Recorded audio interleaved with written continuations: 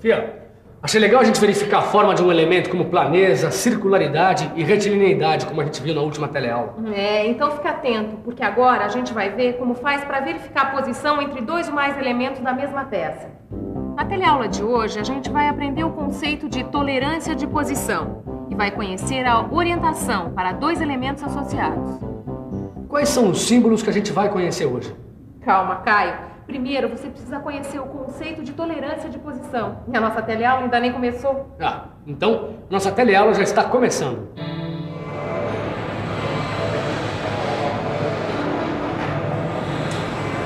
Mas, Silva, tolerância é tolerância. O que pode ser diferente do que a gente viu na última teleaula? Tito, deixa eu te mostrar uma coisa. Essas duas peças aqui, elas dependem uma da outra para poder funcionar. Olha aqui. Não, tudo bem. É aí que mora a tolerância geométrica de orientação. Exatamente.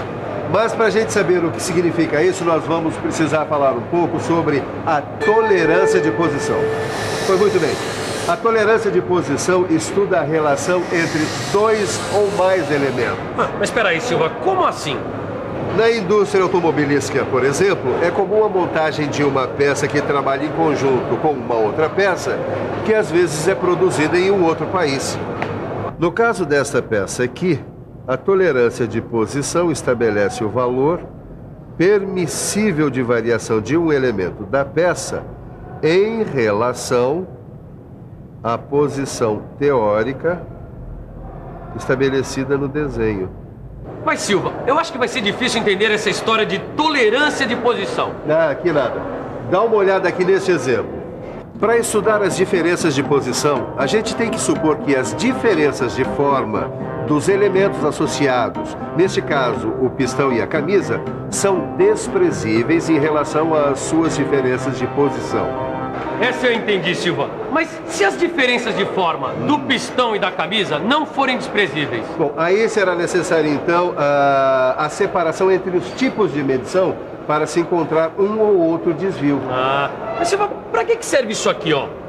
Essa aqui é a simbologia de tolerância de posição por orientação. Para dois elementos associados, a gente pode medir o paralelismo que tem esse símbolo, a perpendicularidade que tem esse símbolo e a inclinação que tem esse símbolo.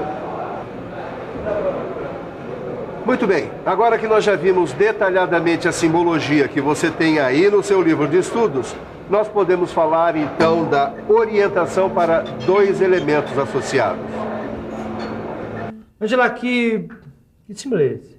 Miguel, é só olhar para a representação, olha. É o símbolo de paralelismo. Tá aqui, é mesmo. Agora lembrei. Paralelismo. Paralelismo é a condição de uma linha ou superfície ser equidistante em todos os seus pontos a um eixo ou a um plano de referência. Bom, para você entender direitinho o que é paralelismo, pensa só no seguinte. No aquário contendo água e óleo, por exemplo, a superfície da água é paralela à superfície do óleo. Aqui, a gente vê que para executar essa peça, o eixo superior deve estar compreendido numa zona cilíndrica de 0,03 de milímetro de diâmetro, paralelo ao eixo inferior A, se antes do valor vier o símbolo de diâmetro. Já aqui, a superfície deve estar entre dois planos, distantes de 1/10 de milímetro e paralelos ao eixo do furo de referência B. Agora, vamos ver essa outra figura aqui. O eixo do furo da peça tem que estar entre dois planos distantes, no máximo 0,2 de milímetro, e paralelos ao plano de referência C. O paralelismo ele é sempre relacionado a um comprimento de referência. Então é por isso que para medir a tolerância de paralelismo das faces, a gente usa o desempenho, que é essa superfície aqui, bastante plana, não é? Isso mesmo. E agora a gente vai conhecer perpendicularidade, que tem esse símbolo aqui. O nosso amigo pedreiro sabe melhor do que ninguém o que é perpendicularidade.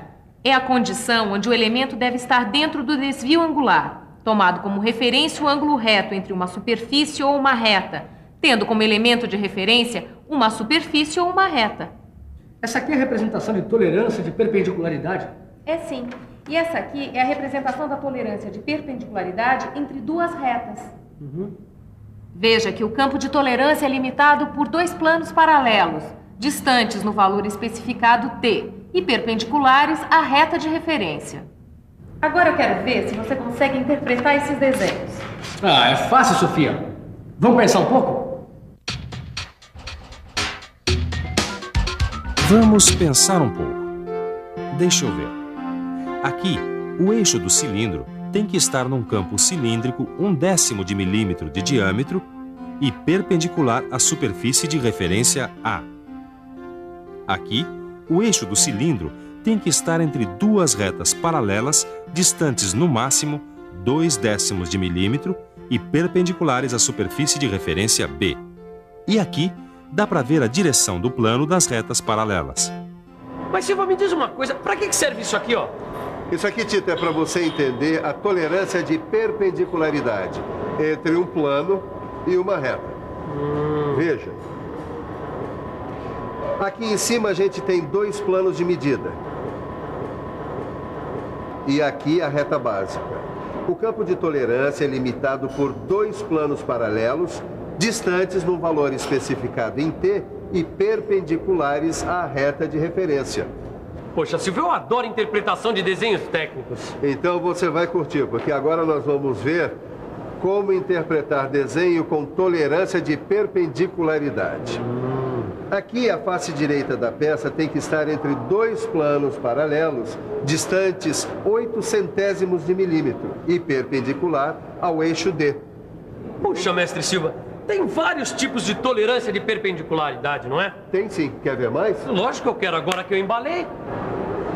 Tem ainda a tolerância entre dois planos, nos quais a tolerância de perpendicularidade entre uma superfície e um plano tomado como referência é determinada por dois planos paralelos, distanciados da tolerância especificada, respectivamente perpendiculares ao plano referencial, e a tolerância de perpendicularidade entre duas superfícies.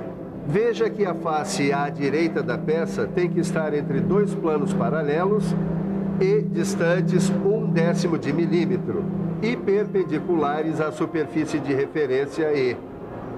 Silvio, eu acho que eu consegui entender. Agora, me diz uma coisa, como a gente mede essa tal da perpendicularidade? Boa pergunta, Tito. Olha aqui. Quando o assunto for perpendicularidade ou paralelismo, você pode contar com ele aqui, o relógio comparador. Ué, que é isso? Ah, tá pensando em viajar? Eu até tô pensando em viajar, sim. Mas não é isso, não. É que essa foto tem tudo a ver com o nosso próximo assunto, que é a inclinação. Tem esse símbolo. A Torre de Pisa é um bom exemplo de inclinação. Mas como é que a gente especifica a tolerância angular? É pela variação angular, especificando o ângulo máximo e o ângulo mínimo. Ou sob a forma de tolerância geométrica. Vem aqui que eu te explico. Olha aqui. A indicação 75, mais ou menos 1 grau, significa que entre as duas superfícies, em nenhuma medição angular, o ângulo pode ser menor que 74 graus e nem maior que 76 graus. Legal, já que você está tão afiada, eu vou mostrar a representação que eu fiz para mostrar a tolerância de inclinação de uma linha em relação a uma reta de referência. Isso eu quero ver. Bom, o campo de tolerância é limitado por duas retas paralelas.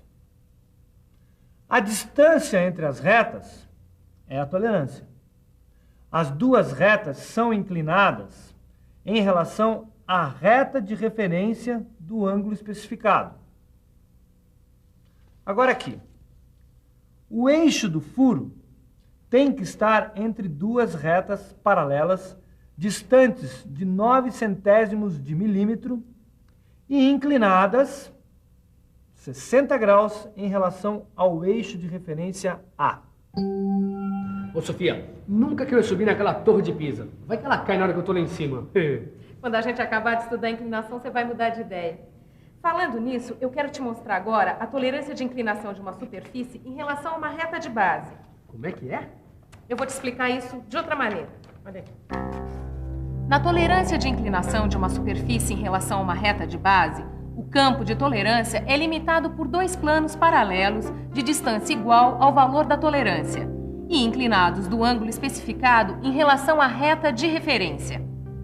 Para executar uma peça como essa, por exemplo, o plano inclinado tem que estar entre os dois planos distantes de 1/10 de milímetro e inclinados de 75 graus em relação ao eixo de referência D. E essa representação aí, do que é?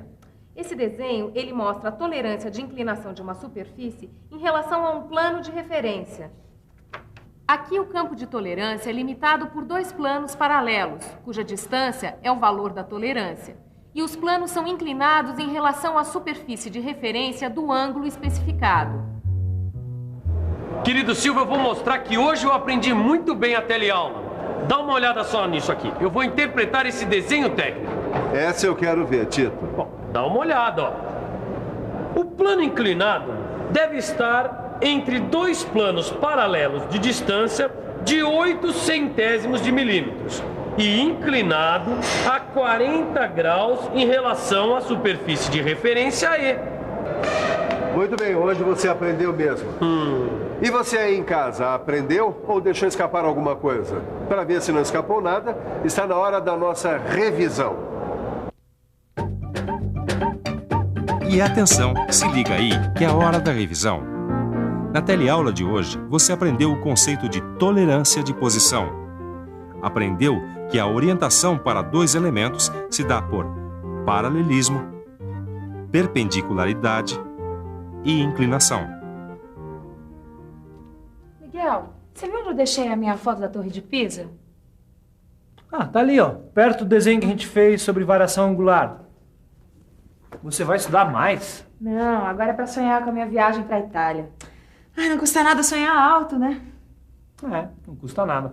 Você também pode sonhar alto. Para isso tem que estudar bastante. Comece dando uma boa revisada e fazendo os exercícios do seu livro. Se você vai para a Itália, eu não sei. Mas que você vai decolar no seu trabalho, eu garanto. Até a próxima. Tchau.